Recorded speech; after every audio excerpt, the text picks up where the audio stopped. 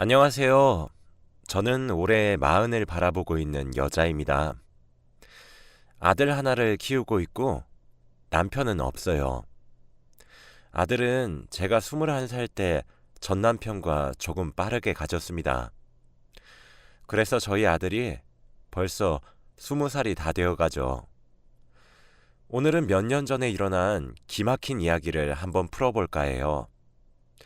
제가 전 남편과 이혼했는데 저에게 연락이 왔거든요. 저와 전 남편은 아이가 태어나기 전에 이혼을 했습니다. 저와 전 남편은 동갑인데 사랑해서 결혼했다기보다는 실수로 아이를 가지게 되어서 급하게 결혼을 한 거였죠. 둘 다 21살이어서 돈도 없고 직업도 없었기에 시댁에 들어가서 살았습니다. 남편은 외동아들이었고 시어머니는 남편이 갓난아기일 때 이혼을 하셔서 연락은 전혀 안 하고 산다고 하더라고요.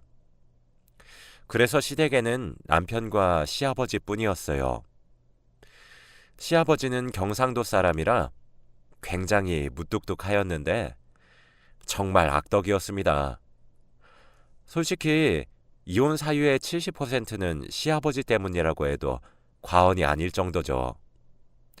시아버지는 완전 조선시대 사람이세요.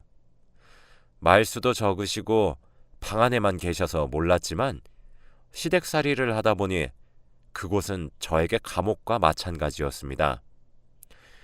예를 들면 제가 밥을 차리면 반찬 하나하나 다 맛보시고는 마음에 들지 않으면 젓가락으로 음식을 집어서 저한테 던지시는 등 이해하기 힘든 행동을 하세요. 그리고 이뿐만이 아니었어요. 사과가 먹고 싶다고 하셔서 사과를 깎아드리면 한 입 먹고는 복숭아가 먹고 싶다고 하시고 다시 한 입을 먹으시다가 다시 수박이 먹고 싶다고 하시니 늘 남은 건 제가 처리해야 했죠. 제가 이런 일들을 21살 때 겪으니까 정말 죽고 싶더라고요. 스트레스도 너무 많이 받아서 남편한테 다 이야기를 했더니 남편은 그저 아버지가 표현이 서투르셔서 그래. 널 얼마나 예뻐하시는데 딸 같아서 그러실 거야. 라고 하는 거 있죠? 어떤 아빠가 딸한테 음식 집어던지고 그러나요? 저는 무관심한 남편의 모습을 보고 얼른 아이를 낳고 이 집에서 나가기로 결심을 했습니다. 그리고 시아버지는 이것들보다 더 중요하게 생각하시는 것이 있었어요.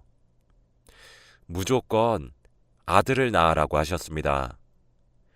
집안의 여자는 저 혼자로도 충분하다고 하시면서 무조건 아들을 낳아오라고 했죠. 성별을 제가 선택할 수 있는 것도 아닌데 그렇게 강요를 하시니까 저도 아들이길 바랬습니다. 그런데 제가 시아버지의 손과 발이 되다 보니 너무 스트레스를 많이 받았던 탓인지 제 아이는 유산이 되었어요. 유산이 되자마자 남편까지 독하게 바뀌었고 시아버지는 지금도 엄한데 더 엄해지셨죠. 유산 소식을 전해드리니 제 머리를 콩 하고 주먹으로 내리치시고는 이 집에서 당장 나가! 아들 못 만드는 며느리는 며느리가 아니다! 라고 하시면서 윽박을 지르셨어요. 제가 시아버지께 맞고 있는 모습을 남편이 옆에서 보고 있었는데도 한마디도 하지 않고 지켜만 보고 있더라고요. 그래서 방으로 들어가서 왜 한마디도 안 하고 안 말렸냐고 물어보니까 맞을 짓 했잖아. 이러는 겁니다. 이 집에서 제 편은 단 한 사람도 없었고 안 그래도 유산해서 속상하고 슬픈데 우울해할 틈도 없이 시아버지와 남편의 수발을 들어야 했어요. 그런데 남편은 제 아픔에 공감도 못 해주면서 밖으로만 나다니더라고요. 매일 늦게 새벽에 들어오는 것은 기본이었고 아예 대놓고 제 옆에서 여자와 전화를 했습니다. 저는 그 집에 가정부밖에 되지 않았죠. 남편이 결국 다른 여자랑 바람이 났다는 것을 알았고 둘이서 안으면서 저희 동네를 걸어 다니더라고요. 한 번은 제가 마트에서 장을 보고 오는데 멀리서 다른 여자랑 남편이랑 손을 잡고 걸어오는 겁니다. 저는 너무 놀라서 쳐다보고 있었는데 남편은 저와 눈이 마주쳐도 못 본 채 하고 지나갔어요. 저는 그날 남편한테 한마디도 하지 못했습니다. 그런데 몇 달 뒤에 제가 또 임신을 해버렸어요. 남편의 아이는 확실했는데 혹시나 또 아이를 잃게 되거나 딸이 나오면 이 집에서 사람 취급도 못 받을 것 같아서 우선 남편과 시아버지께는 절대 말을 하지 않았습니다. 저는 무조건 아이를 지켜야겠다는 생각에 무작정 남편에게 이혼을 하자고 했고 남편은 좋다고 하면서 기분 좋게 도장을 찍더라고요. 저희는 쉽게 이혼을 할 수 있었고 저는 한동안 친정집에서 지내면서 아이를 낳고 기르게 되었답니다. 그런데 아이가 태어났는데 아들이었어요. 솔직히 아들이 태어나서 그 집으로 다시 돌아갈까 생각도 해보았지만 그런 지옥 같은 곳에서는 절대 우리 아이를 자라게 할 수 없을 것 같고 그런 할아버지 아빠 밑에서 교육시키고 싶지 않았습니다. 결국 아이는 저 혼자 키우기로 했고 갓난아이를 키우는데 돈이 엄청나게 많이 들어갔기에 하루 종일 일만 했습니다. 주말 알바, 평일 낮 알바, 평일 저녁 알바까지 했죠. 다행히 친정 부모님께서 제가 일을 하고 있는 동안 아이를 돌봐주시니 한결 마음이 편했습니다. 그렇게 지내고 있던 어느 날 시댁에서 살았을 때 친해진 이웃 친구가 있는데 그 친구에게 연락이 왔더라고요. 그 친구는 제가 힘들 때 많이 의지하고 이야기를 많이 나누었어요. 여자였는데 그 친구도 갓난아이를 혼자 키우고 있어서 말이 잘 통했죠. 그런데 저에게 전화가 와서는 남편이 재혼을 했다고 하는 겁니다. 결국 남편은 그 여자랑 결혼을 했다고 하더라고요. 그런데 더 놀라운 건 그 여자도 저처럼 결혼하기 전 임신한 채 시댁살이를 하고 있다고 합니다. 그런 악덕한 시아버지 미치면 무조건 아들을 낳아야 할 텐데 그 여자도 참 안타깝다고 생각하고 있었죠. 그런데 몇 달 뒤 제 친구가 다시 전화가 오더라고요. 전화를 받으니 완전 놀란 목소리로 그 집에서 딸을 낳았다고 합니다. 역시 저와 똑같이 아들을 안 낳으니 집에서 쫓겨났다고 해요. 솔직히 저는 그 집 사람들의 이야기는 전혀 궁금하지 않았는데 친구가 물어보지도 않아도 말해주니까 조금은 심란하더라고요. 그래서 저는 친구에게 앞으로 말해주지 않아도 된다고 말한 뒤 저는 아들을 키우는 데만 매진했어요. 저는 제 삶 모두를 저희 아들에게 바쳤는데 다행히 아들은 제 노력을 알아준 건지 뭐든지 성실히 잘 해내고 예의도 바른 아이로 자랐어요. 그렇게 애가 초등학생이 되었는데 학급 반장도 하면서 멋지게 자랐죠.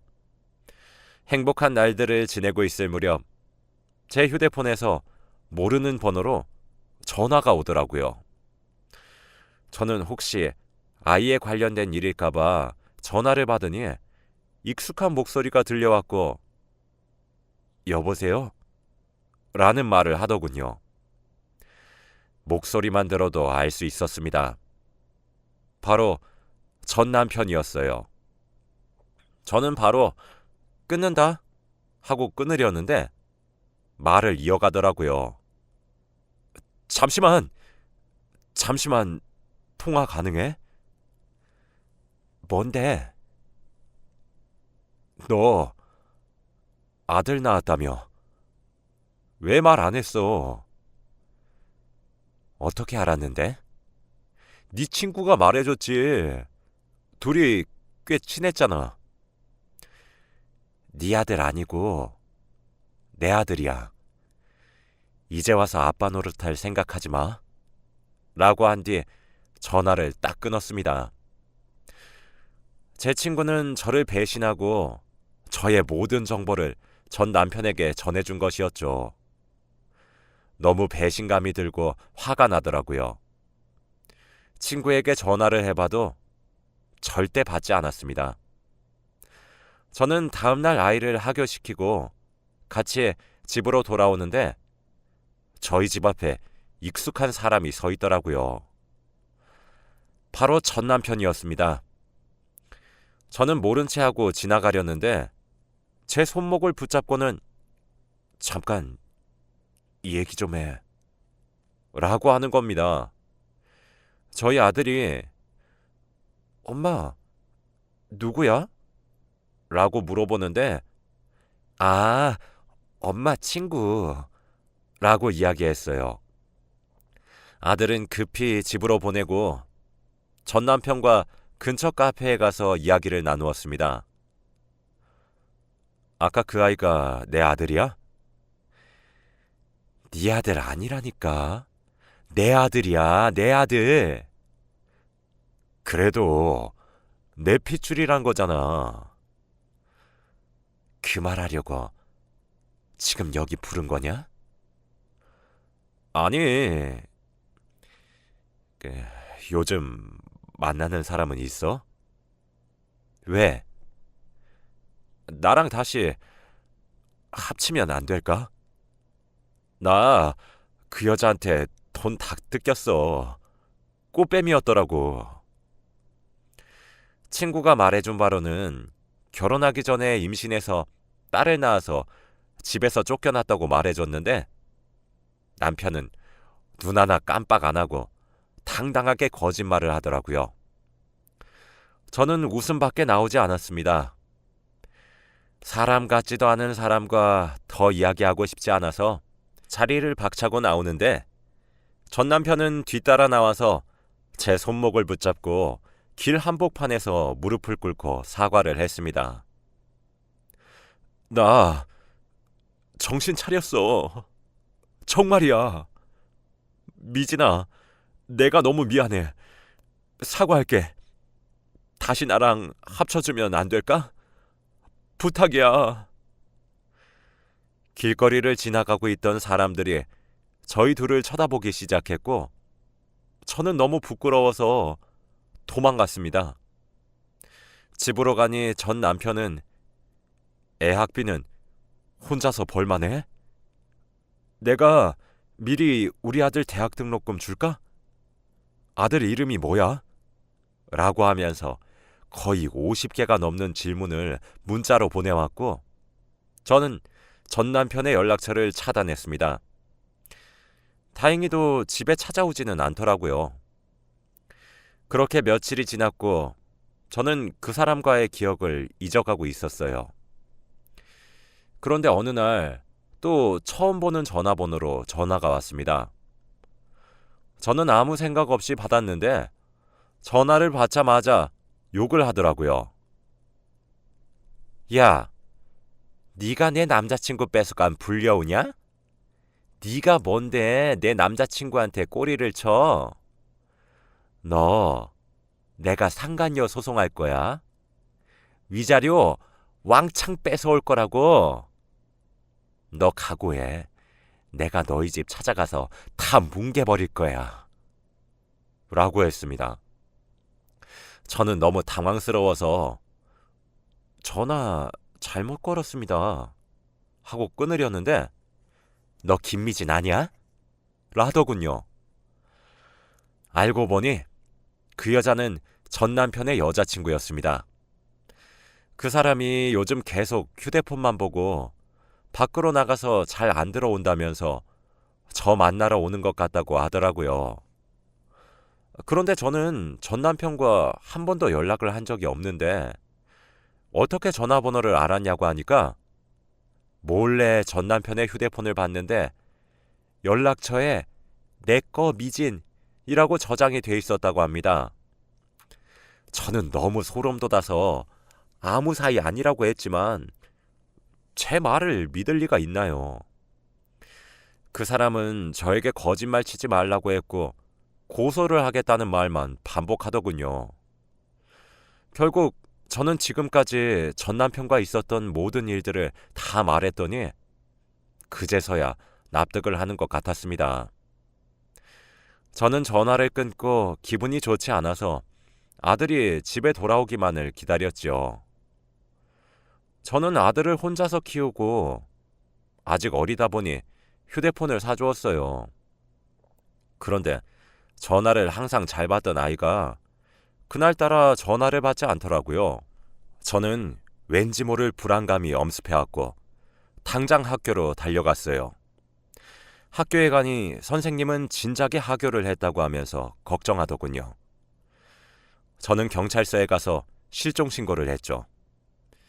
몇 시간이 걸려서 아들을 찾았는데 알고 보니 아들은 전 남편과 있었습니다.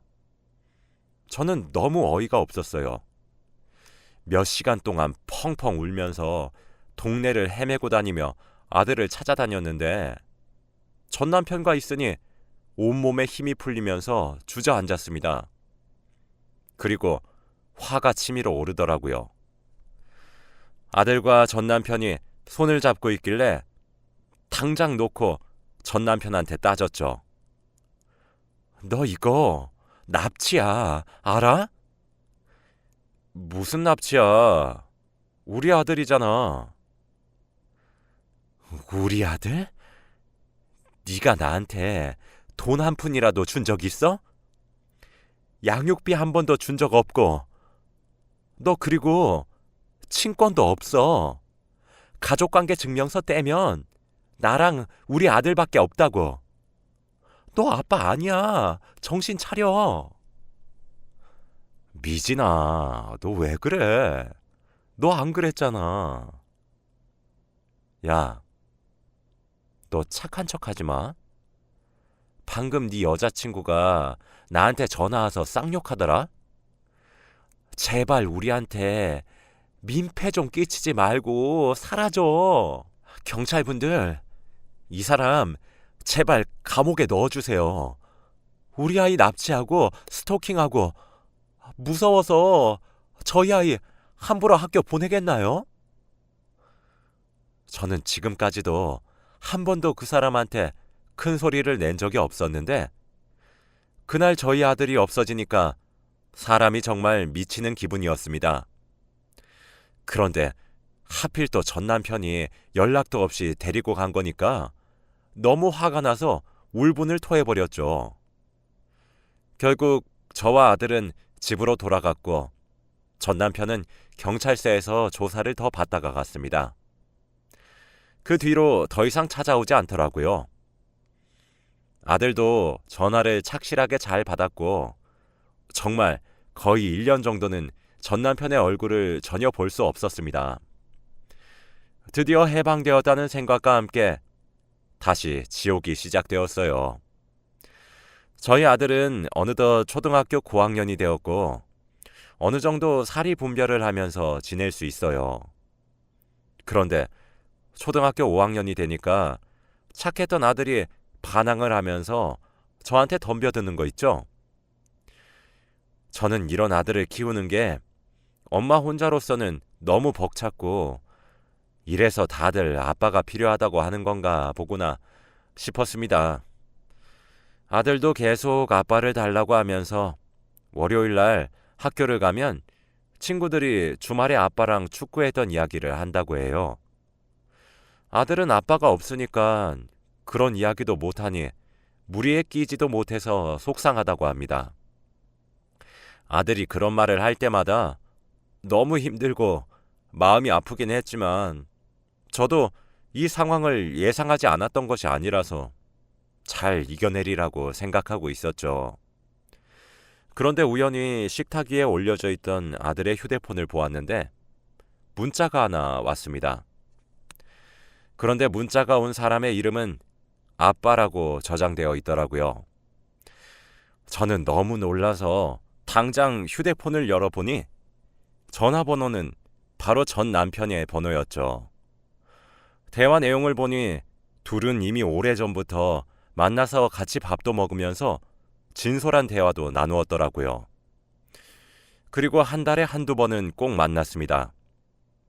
물론 전 남편이 계속 집착하면서 만나자고 했고요. 저는 그 사람의 그런 모습에 도저히 참을 수가 없었어요. 그런데 제가 자신의 휴대폰을 보고 있는 모습을 본 아들이 뭐 하냐면서 휴대폰을 낚아채는 겁니다. 저는 이게 뭐냐고 물어봤습니다. 너, 이 사람 왜 아빠라고 저장되어 있어? 응? 왜 엄마한테 말 안 했냐고. 너 정말 엄마 미치는 꼴 보고 싶어서 그래? 아니, 이 아저씨가 계속 학교 앞에 찾아와서 밥 사준다고 하고 돈 준다고 하고 괜찮다고 해도 계속 따라다니고 나도 너무 힘들어 엄마. 그리고 전화번호도 내 휴대폰 뺏어가서 몰래 자기가 저장해 놓은 거야. 저번에 지우니까 왜 지우냐면서 다시 저장했어. 매번 안 만나주면 집이랑 학교로 찾아오겠다고 협박하니까 만나는 거야. 저는 화가 머리끝까지 솟아올랐어요. 엄마, 할아버지 할머니가 말해줬어. 이 아저씨가 엄마 엄청 괴롭혔다며? 나 다 들었어. 솔직히 내가 지금까지 아빠 달라고 한 건 이 아저씨가 아니라 엄마가 다른 남자 만나고 연애도 좀 했으면 좋겠어서 말한 거였어. 엄마 인생을 살았으면 하는 마음에서 말한 거라고. 미안해. 미리 말 못해서. 라고 하며 아들은 저를 꼭 안아주더라고요. 그런 모습을 보니까 눈물이 차올랐고 저는 아들과 꼭 껴안으면서 펑펑 울었습니다. 아직 초등학생밖에 안 된 애가 이렇게 성숙하다니요. 저는 아들 하나는 정말 잘 낳았다는 생각이 들었습니다.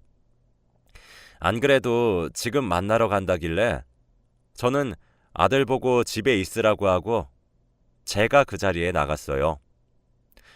제가 오니까 전 남편은 좋아하더라고요. 웃으면서 저를 반기길래 웃는 얼굴에다가 제대로 모욕을 주었습니다.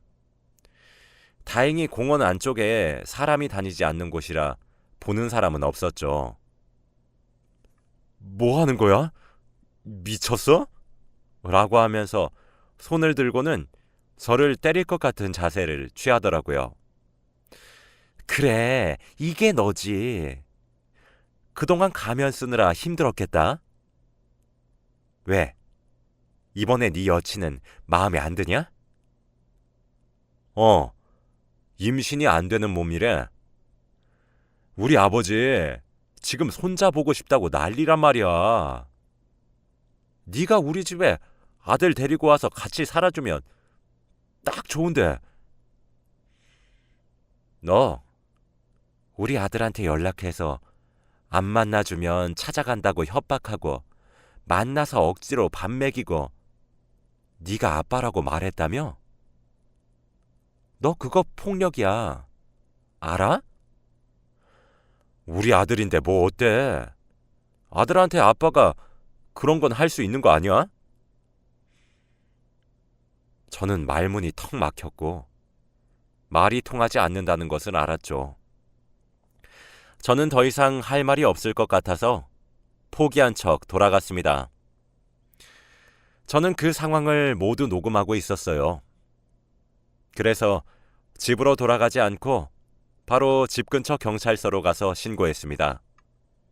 그리고 그 사람에게 접근 금지 가처분 신청을 했어요. 이제 그 사람은 절대 저와 아들 옆에 얼씬도 못하게 되었습니다. 가까이 오지도 못하고 전화나 문자도 절대 못했고요. 아들도 드디어 숨을 쉬는 것 같다면서 좋아했고, 저희는 아들의 중학교를 다른 동네로 입학을 하면서 이사를 가게 되었어요. 그렇게 저와 그 사람은 지금까지도 소식도 모르고 연락을 하지 않습니다. 아들은 이제 크니까 집안의 가장이 된 것처럼 아르바이트도 하면서 생활비에 보태고 있어요. 정말 멋지고 자랑스럽습니다. 여러분들도 전 남편이나 전 아내가 연락이 오면 절대 받지 마세요. 무조건 무엇을 노리고 연락을 한 것일 겁니다. 제 이야기는 여기까지예요. 들어주셔서 감사합니다.